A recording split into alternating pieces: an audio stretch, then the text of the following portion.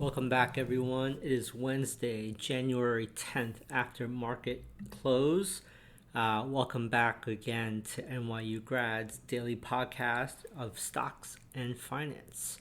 So let's jump right into the breadth numbers. It was a very bullish day.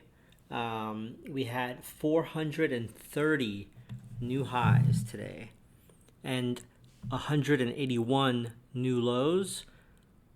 53% of shares were advancing versus 42% that were declining. And not much has changed regarding the 50-day moving average. We have 23% of shares below its 50-day, and we have 34% of shares below the 200-day moving average.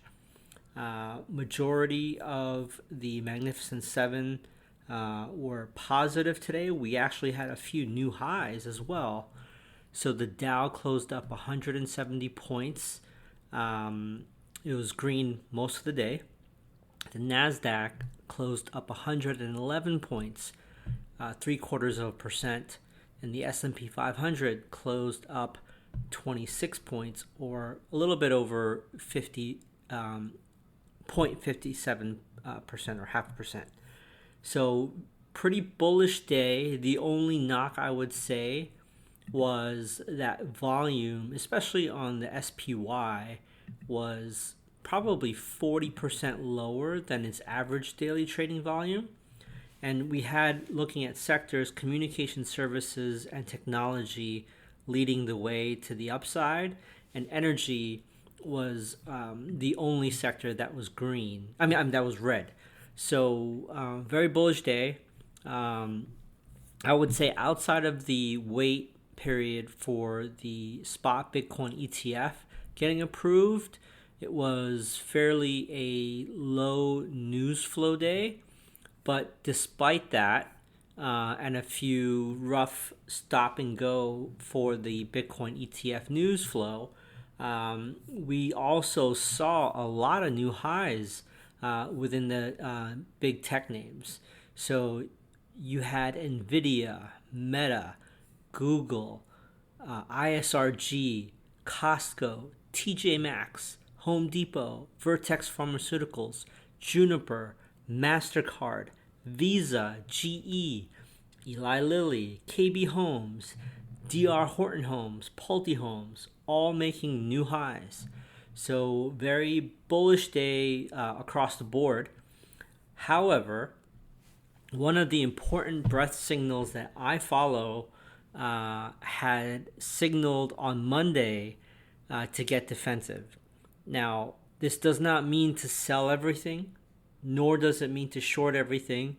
It's just one of the few indicators that I watch, and it initially signaled on Monday to go defensive, and I usually wait 48 hours to make sure that it confirms. It can still get faked out, right? Like if we rally 300 points tomorrow after the CPI, this indicator will prove false. So, it's always playing detective, looking for clues in the market, and this is a big one for me.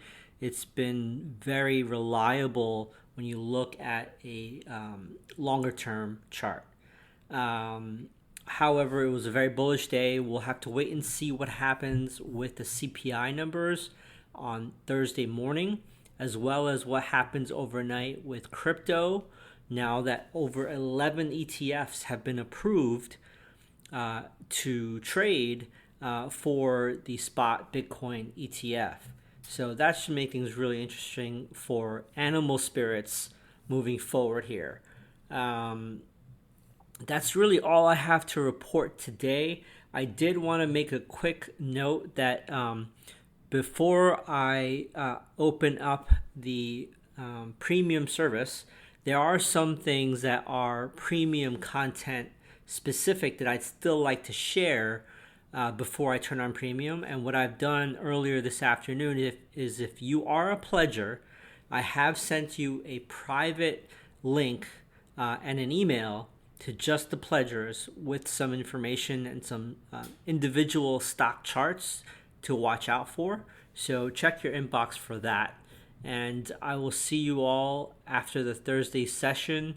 Keep in mind, keep watching CPI numbers that come out on Thursday morning.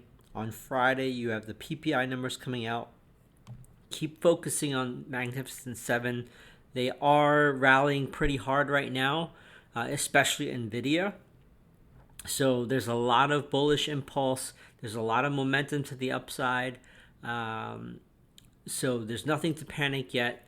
I will keep you all informed if I see any breakdown, and keep watching economic data. One of the things that does concern me is that when you take a look at 2023, the last few employment reports, and almost all of them except for one, were all revised down. And the last one was revised down 1.5 million jobs.